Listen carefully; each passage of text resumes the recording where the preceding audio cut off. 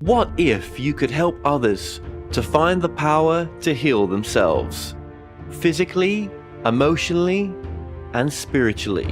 When I started teaching my classes, it was in 2002, and I was just doing past life regressions and contacting the subconscious part. But then as the time went on and we found how powerful this was and what we could do with it, a lot of the students began saying, you know, advanced past life regression doesn't really tell what it's all about.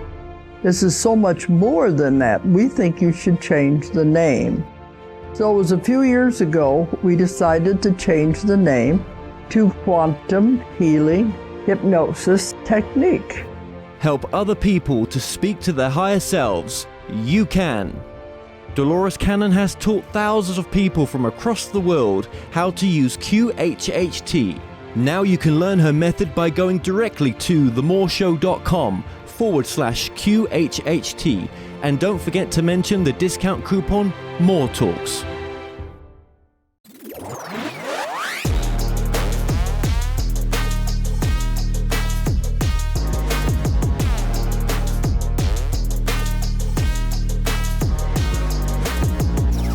Jessica, just thank you so much for joining us. Well, it's great to be here. Thank you for having me. It's great to have you on. Now, to begin with, Jessica, just tell us a little bit about yourself. Okay, so I was born blind. I grew up kind of having a couple of spiritual experiences here and there, nothing too big, nothing too dramatic that told me at the time that this is the work I want to do. And then I ended up going to college for social work because I really wanted to be of service in that kind of way, empowering people, helping them out with their problems. And during that time, everything opened up for me at once, meaning I started feeling other people's energy as an empath. I started hearing and feeling spirit around me. And I didn't know what to make of it. At the time, I'd heard of mediums here and there, but I always thought that somehow they were these extremely spiritual, highly enlightened beings, and then there was me, so I didn't put myself in that category. And of course, you had the Catholic saints who were also in the category of kind of these enlightened mystical beings. And I thought there's no way that I could be anything like them. So after I graduated and looked for jobs, even though my heart wasn't really in it because I was becoming aware of the spiritual dimension of things, and social work, I didn't feel acknowledged that in the way that could really help certain people who maybe started having spiritual experiences themselves, or who went through traditional therapy and didn't find it helpful. It didn't really, I feel, have the solution for that. And I started feeling a little disillusioned by social work, and a medium actually came to our house. I had a reading with her, and I didn't tell her anything about my experiences, nothing. And she told me, not only are you intuitive, but you have other abilities that need to be acknowledged and worked with. And she recommended that I really either find another place or go to her spiritualist church and develop this. So I started looking into it. If nothing else, it would help me to control my abilities and hopefully sleep better too, because that was the big struggle for me at the time, along with being a little bit depressed. And I found a place that I was guided to, the Montclair Psychic School, where I took my first mediumship class. And as the class continued, my desire to do this work just grew stronger and stronger. And I knew that this is what I had to do. And I expanded into coaching and healing. I felt guided to those as well, and that's where I am today. Interesting. So, you've got the background in the social work, and do you think that you've integrated that social work background into the work that you're doing now? Yes, and I feel like, well, to some degree, I feel like it also helped me to kind of understand clients a little bit better and how to deal with maybe some of the challenges that they're going through. For example, we learned in our social work training that sometimes our clients come to us with very difficult emotions and they can't cope. So they just dump it all of their anger, all of whatever onto us, and it has nothing to do with us. So I've had to learn to separate from that and not to take it personally. And that's really helped in this work where people are coming with all of their stuff and they may project it onto us without even realizing they're doing it. And we still have to maintain our own vibration and still continue on with what they came to us for. Right. Okay. So you mentioned there as well at the beginning the Montclair Psychic School and the Awakening Academy. So these were schools that you went to. I think one of them is still ongoing. These are schools that you went to help you understand the gifts that you've got, and also to just bring them out more and to enhance them more.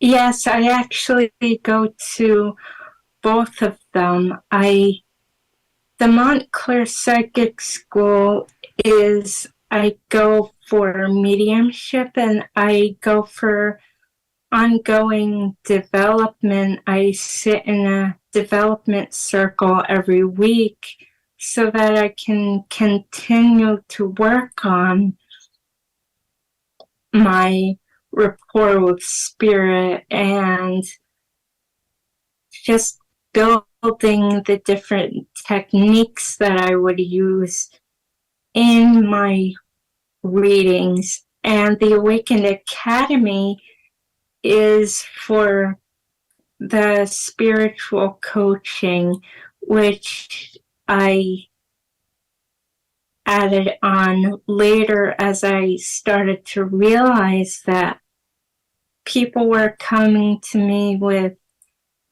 challenges that maybe they didn't want to address at the time, but they were definitely holding them back. And I still want to be involved in the personal empowerment aspect of things. That's always something I felt that resonated with me. Right. Right. Okay. So just remind the audience as well of your website. It is? It's spiritualreadingsnj.com. Okay, okay. So that's going to come up on the screen throughout this interview. So on your website, you offer mediumship, psychic readings, and spiritual coaching. So with the psychic readings, then people can come to you with most questions.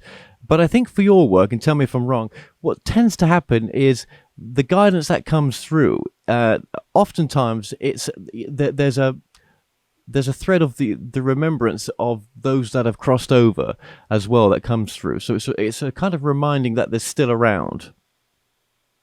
Well, that's mediumship. There's actually a difference between the psychic and the mediumship readings.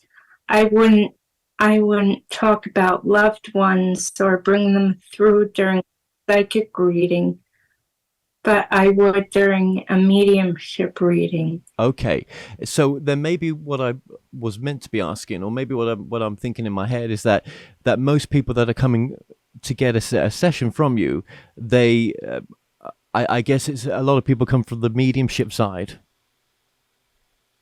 Yes. Okay, that's interesting. So now these gifts, you know, do you think you were born with these gifts? I feel that everyone is to some degree, yes. Interesting. So when you are doing these sessions, be it the psychic or mediumship sessions, are you working with a sort of collective energy? Is there, because a lot of people talk about having guides or a team. Do you find that in your work as well? Yes, definitely, but I don't feel them as individual guides. A lot of times, sometimes they'll separate their energy out, and I can kind of perceive, oh, this one's working with me on this aspect of my life, or this one's working with me on that. But generally, they come through as a collective, and I don't get really any names or descriptions of them. I just kind of know that I'm being guided. Right. Okay. So when a client comes to you for a session, then I'm guessing, and we've sort of had this discussion off air as well, but I'm guessing that you know, the less said, the better in a sense, because you don't want anything to really be coming from memory when it comes to, you know, giving the client the best reading possible. As in a medium session, yes, because I want them to know that the validation that comes through, the information that comes through is from their loved ones and not just something that they gave to me and now I'm giving back to them. Okay, so in a psychic session, is that a little bit different? Yes, it's definitely different. I find in a psychic reading, the more general the question clients ask, because some of them will ask very general questions, or either to see if I'm legit or because they are maybe a little afraid to ask the specific question. But if they ask a general question, what tends to happen is that general answers come forward.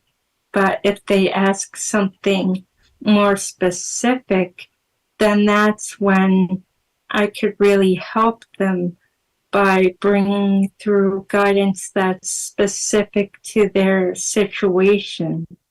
I've never actually interviewed anyone that was blind that had this gift, so it's an honor to do this interview with you.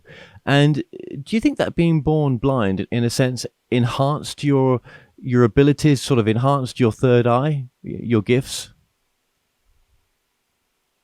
I wouldn't say that because spirit doesn't need our physical abilities, our physical senses to relay their information to us. They use our spiritual senses. So whether you're blind or not, I feel that they can use you in even using your spirit eyes when your physical ones don't work. Right, right, absolutely. Yeah, absolutely. So you mentioned as well that, well, you touched upon the idea that you came from, I guess, quite a religious background.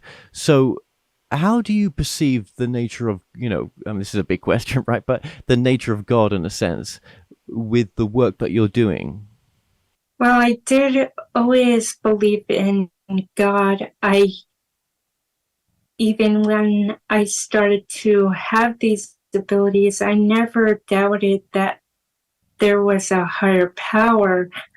I feel like my perception has kind of shifted where when I was younger, I was raised in the Catholic Church, and the belief that I was taught was God is out there, Jesus is there, and we're down here, kind of a thing. And that's not actually what I experienced. What I have come to realize is that God or the divine is all around us. And we do have that spark of divinity within us. Do people ever sort of come to you for anything like dream interpretation? Is that ever mentioned in a reading? Like, I keep having this repeated dream, or this person's in my dream all the time. What does this, what do you think this means? No, I've never had that.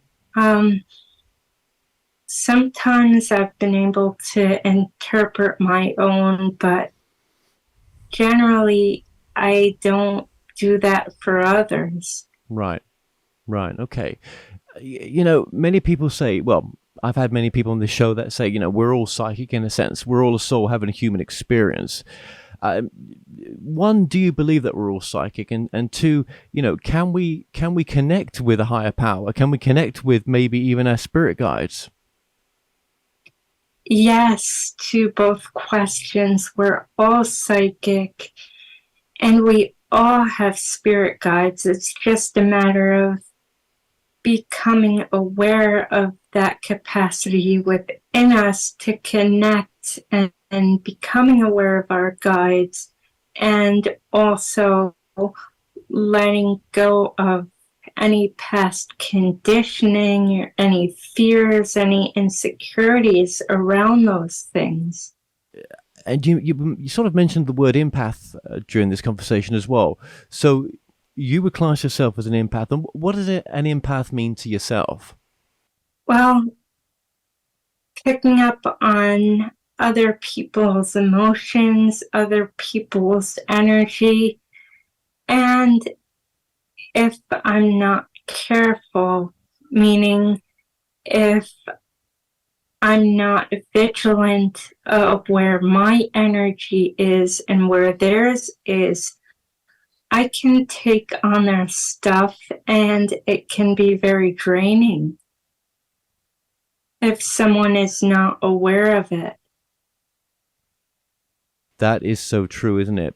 So many empaths that I've spoken to talk about that, that one thing about how, draining people can be sometimes. And then there's the word sort of energy vampire as well that gets knocked around. How, if you are an empath and you're around someone that is a bit of an energy vampire, how that can just, drain the life out of you. Have you experienced that?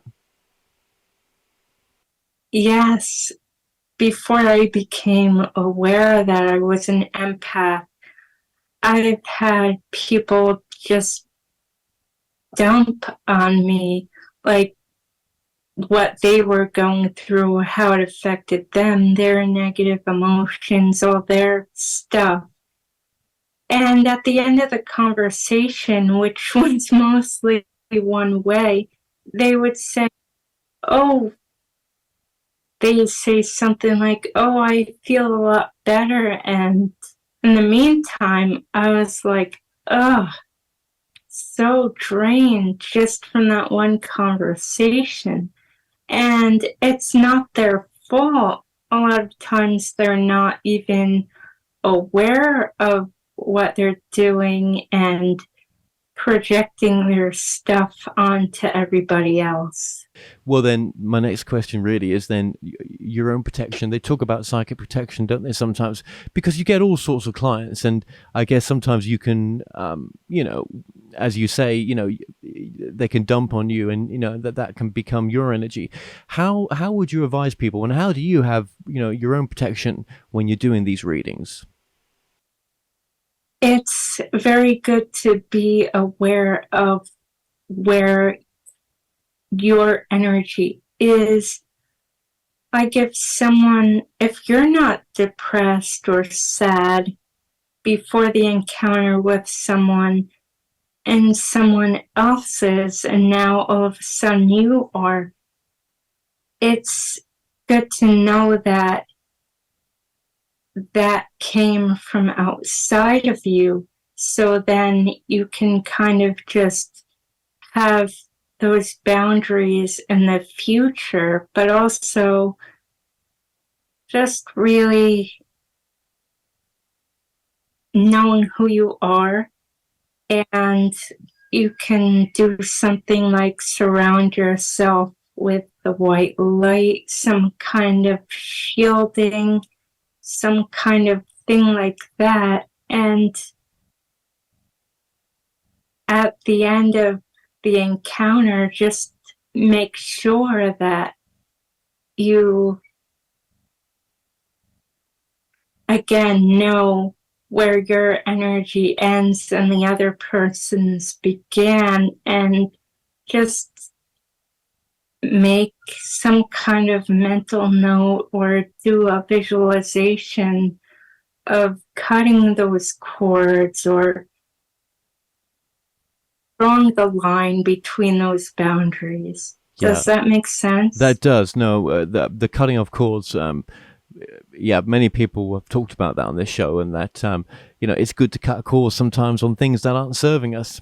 And when you cut those cords, I guess the ramifications of that is not always instantaneous, is it?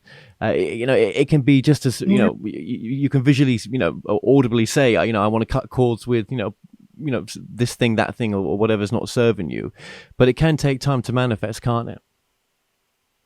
Not only that, but it's also about intention. If you say, I'm going to cut cords between myself and this other person, and yet you're still thinking about them and you're still worrying about what they said to you, the encounter that you've had, then you're still holding on to that cord. Right, and is cutting that cord as easy as just the first step is bringing it into verbal, verbally saying it out loud, I suppose. You could. I don't say it out loud. I do that visualization where there's literally a cord, and we could call in spirit, do any kind of visualization, but the point is to separate your energy from the other person's. And then the second part of it is to not take that back, because then you can literally record yourself and that other person. And what are some techniques that you've used in the past, maybe, or you still use now, that allow you to sort of raise your vibration up a bit if you're feeling a bit low, or you feel that you need to, to raise yourself up to get to a better place? Anything that brings joy. If someone has a pet, like we have a puppy, just go and pet that pet. You can't pet a cute little animal and feel low at the same time. And sometimes taking a walk helps, and things like listening to music or meditating or anything that is going to make you feel light, anything that's going to make you feel good, that isn't self-destructively making you feel good.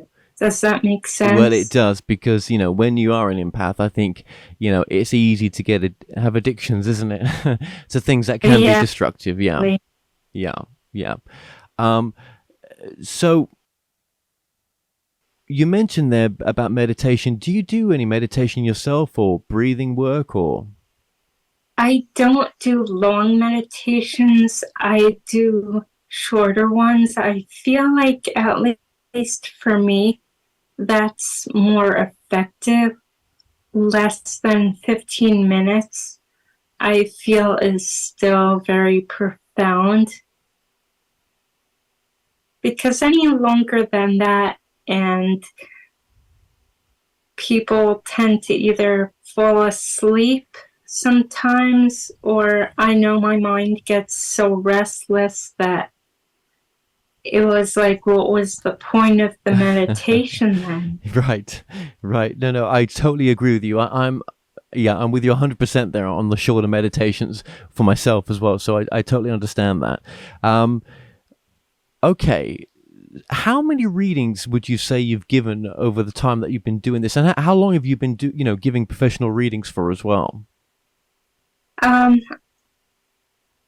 Let's see. I started my development in 2015, and I gave a lot of practice readings, and still to this day doing them. I feel like it's important to keep up with my development, but I really officially started to go professional, I guess you would say, in 2016. Right. Okay. So it's been well, yeah. I mean, yeah. So you've been doing this a while now, but I guess for yourself, it feels like it's gone so quickly. I bet. When people have lost a loved one, which is a very difficult time for most of us, do you think that there's visitations that happen, and not to be scared of what I'm calling visitations, and does that happen because it's the loved one's way of just reaching out? Yes, definitely. I feel that they're always trying to reach out, but when we're grieving, it's hard to recognize anything else because we're dealing with that trauma. But sometimes they'll give us visitation dreams, because that's when your mind will finally be relaxed enough to receive that kind of visitation from them. An age-old question, but from your perspective of doing this work for all these years as well, why are we here? What does the soul come down here to have? The human experience, and sometimes that's not always perceived as a good thing. Sometimes it is. And I've come to feel that it's a blessing to be the soul and be the spirit, and to interact with spirit and yet be in this physical world. So I really feel like our souls come here to experience, whether it's to learn lessons or to enjoy life. And we get to experience a variety of things. Yep, I would agree with you there. And do you think that we can manifest a life that we want? Yes, definitely. If we are very focused and very clear on what we want and the intention behind that, then yes, I believe we can manifest the lives that we want. And of course, there are people who say, but I have these circumstances, I have this challenge, I was born into this or that. And yes, it might be more difficult for them to manifest things, but I still believe that everyone can do that regardless of their circumstances. Right, right. And thank you for that. And do you think that could be, multiple things? Do you think, sometimes, we hear the thing of like, just stick with one thing, just stay with one thing, stay focused on one thing. But for some of us, we have multiple sort of purposes maybe, or multiple sort of value fulfillments, things that we really want to do. Do you see that in your clients' work, that sometimes they're juggling a few things, and that's also okay? Yeah, that's definitely okay. As you've heard, I kind of jumped around myself, and that kind of goes against a little bit the traditional pick one thing and then stick. But I feel like it's okay to have multiple passions and then go for them, but go for all of them with that focus. You can't just jump from one to the other and expect to manifest accurately. No, no, that's so true. That's so true. And just moving this forward as well to your spiritual coaching. Now, what is it? What does the spiritual coaching involve? It really involves helping clients to really connect with who they really are, and that's not just their own souls, but just seeing themselves through a clearer lens, so to speak, and not the lens of past conditioning, or maybe they have self-worth issues, but see themselves through the lens of the unconditional love that they are. Right. Okay. So, do you have, or have you had clients that have come to you that have wanted to, develop their psychic abilities, maybe? I really haven't yet, no. I feel like it's inevitable that when they're connecting with their own souls and letting go of that old conditioning, who they really are and all of the gifts and abilities that come with that will eventually shine through. Yeah, I think I again I would agree with you absolutely. What are some of the signs then for people if they are, going through an awakening process, if they are awakening as a psychic? I would say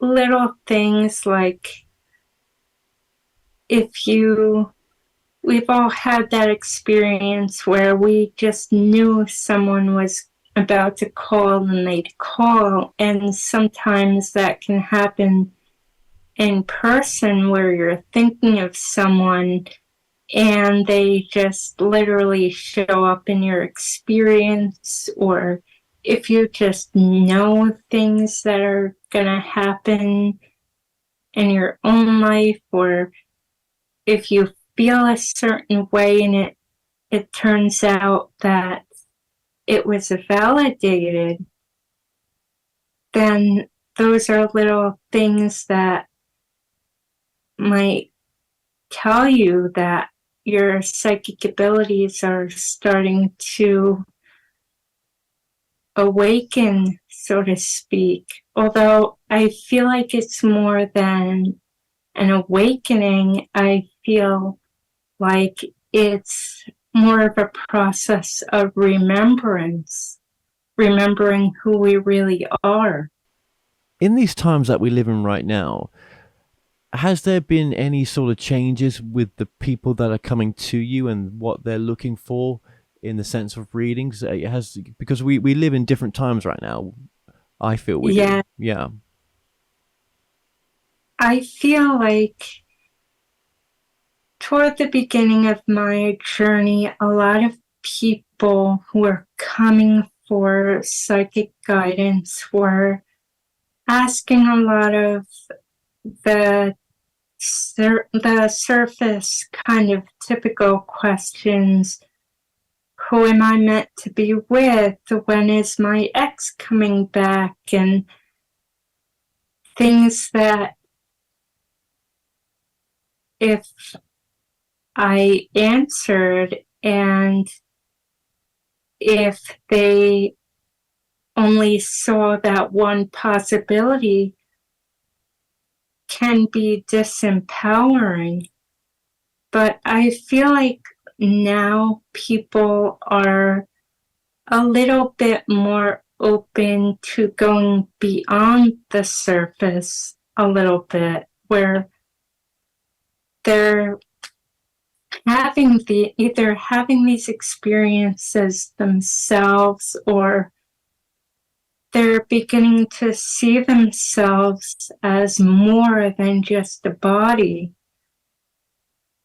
I feel like it's definitely changing the reason why they might come to a spiritual worker such as myself.